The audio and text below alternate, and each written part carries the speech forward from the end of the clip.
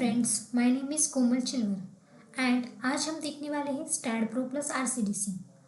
STAAD Pro plus RCDC में हमारा सबसे फर्स्ट जो सेशन है वो है introduction about STAAD Pro plus RCDC, मतलब overview of STAAD Pro plus RCDC.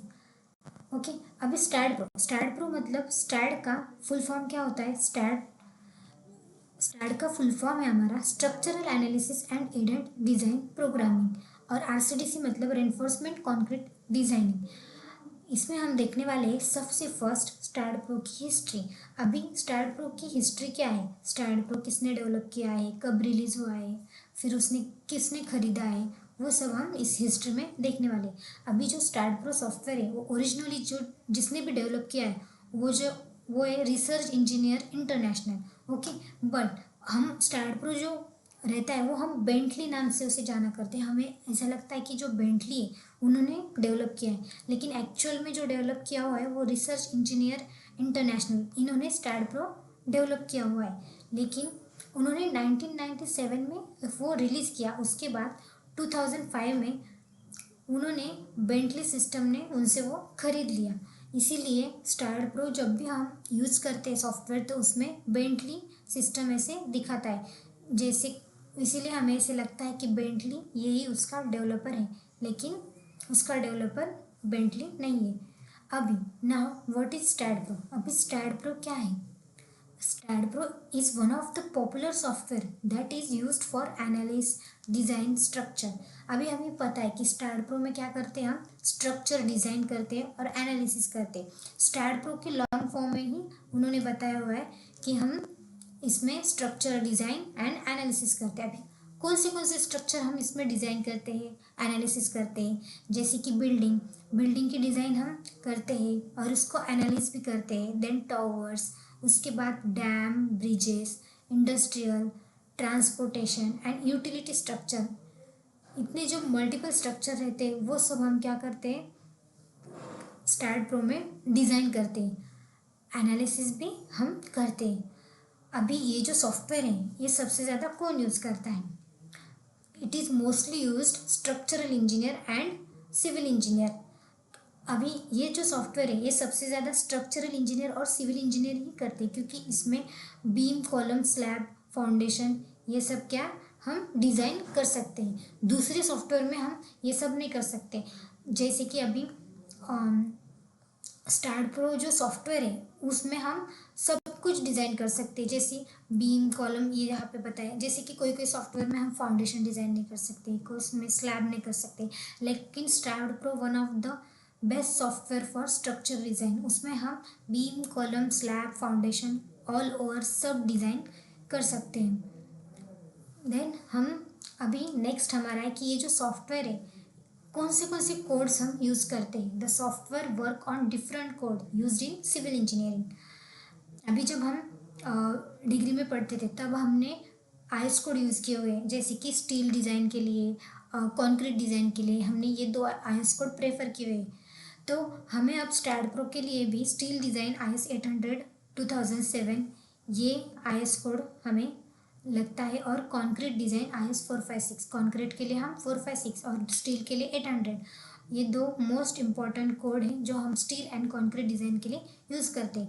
उसके बाद जो हमारा आता है एल्यूमिनियम डिज़ाइन एंड एल्यूमिनियम अस, ये जो है ये हमारा थर्ड वाला कोड है जो कि एल्यूमिनियम डिज़ाइन के लिए आता है। फोर्थ वाला है टिम्बर डिज़ाइन, उसके लिए हम यूज़ करते हैं AITC 1994। ये जो AITC का जो कोड है 1994, ये हम टिम्बर डिज़ाइन के लिए यूज़ करते हैं। उसके बाद हमारा शेयर वॉल डिज़ाइन है, शेयर वॉल डिज़ाइन के लिए भी हम IS 456 ही यूज़ करते हैं। The software is better for steel structure design. अभी ये सॉफ्टवेयर स्टील स्ट्रक्चर के लिए भी बेटर है एंड ऑल्सो कॉन्क्रीट स्ट्रक्चर के लिए भी बेटर है, बट स्टील की design as compared to concrete इसमें बेस्ट होती है। इतने अभी हम जो है इस सॉफ्टवेयर में ये जो 5 कोड हमें दिए हुए हैं इसकी हेल्प से हम क्या कर सकते हैं, हम हमारा स्ट्रक्चर जो भी हमारे टाइप्स है उसके हिसाब से हम हमारा स्ट्रक्चर डिज़ाइन कर सकते हैं। ओके, मतलब हम ये 5 ही कोड हम स्टैड प्रो प्लस आरसीडीसी में यूज़ कर सकते हैं। अभी this software has the best feature to design foundation. Okay, foundation design के लिए ये सॉफ्टवेयर बेस्ट फीचर हमें देता है। ओके, अभी सबसे पहले इसके बेनिफिट्स कौन से हैं।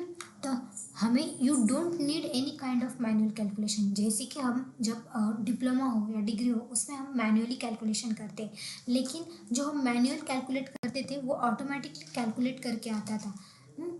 हमें सिर्फ इनपुट देना पड़ता है, आउटपुट हमें मिल जाता है, लेकिन हमें इनपुट इसके लिए देना पड़ता है। बट हमारा जो मैनुअली जो कैलकुलेशन रहता है वो ऑटोमेटिकली, जैसे कि SFD BMD जो रहता है वो भी सब ऑटोमेटिकली कैलकुलेट होके आता है। हमारा जो मॉडल है वो हम फिजिकल मॉडल से हम उसको एनालिटिक मॉडल में चेंज कर सकते हैं। यह हमारा सेकेंड फीचर है इसका। देन थर्ड फीचर है कि हम इसमें क्या कर सकते हैं, design and calculate SFD। SFD क्या रहता है, अभी मैंने पहले बताया कि जैसे कि SFD का मैनुअल कैलकुलेशन की हमें नीड नहीं रहती। We can design and calculate SFD मतलब shear force diagram and bending moment मतलब bending moment diagram. SFD and BMD हम क्या कर सकते हैं, इसमें कैलकुलेट कर सकते हैं। ओके, और we can apply combination load on the structure.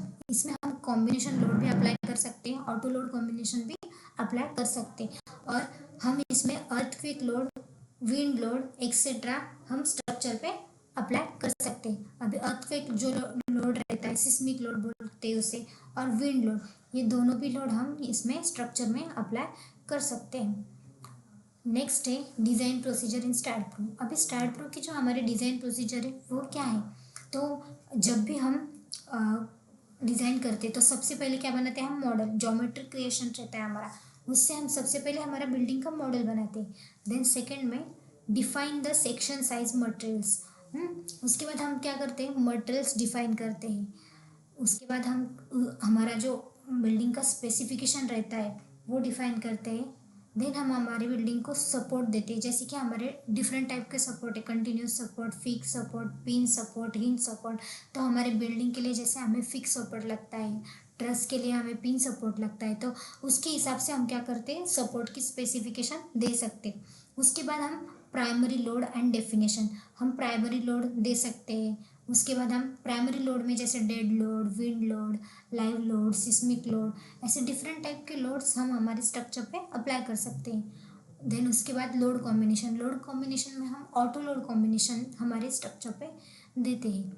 उसके बाद हम हमारा स्ट्रक्चर एनालाइज करते हैं। एनालाइज करने के बाद हमारा अगर स्ट्रक्चर नो एरर आया वो हमें दिखता है पोस्ट प्रोसेसिंग कमांड में। ओके, जब हम एनालाइज करते हैं तो उसके बाद पोस्ट प्रोसेसिंग कमांड हमें शो होती है, उसमें हमें दिखता है कि हमारा जो स्ट्रक्चर है, ओके, उसमें कितने एरर आए जो हमने डिज़ाइन किया। ओके, जो भी हमने दिया इनपुट उसमें हमने कितने एरर आए वो सब हमें पोस्ट प्रोसेसिंग कमांड में दिखता है। अगर हमारे एरर ज़ीरो आए तो हम क्या कर सकते हैं, हमारे स्ट्रक्चर को डिज़ाइन कर सकते हैं। तो ये हमारी जो है डिज़ाइन की प्रोसेस है, हमारी जो भी मॉडल रहता है उसकी हम ऐसे step by step process follow कर सकते हैं। उसके बाद हमारे ही मेथड्स, अभी मॉडलिंग के मेथड है, जैसे कि हम सबसे पहले क्या बनाते हैं, मॉडलिंग बनाते हैं।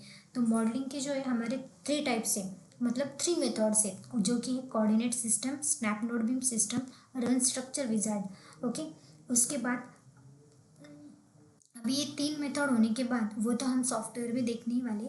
अभी हमारा जो एक बीम रहता है उसका जो स्टार्टिंग पॉइंट, अगर हमने उस पर क्लिक किया ओनली तो हमारा जो स्टार्टिंग पॉइंट है वो ग्रीन में शो होता है, मिडल पॉइंट जो है रेड में, और एंड पॉइंट जो है वो ब्लू में हमें शो होता है स्टार्ट प्रो में।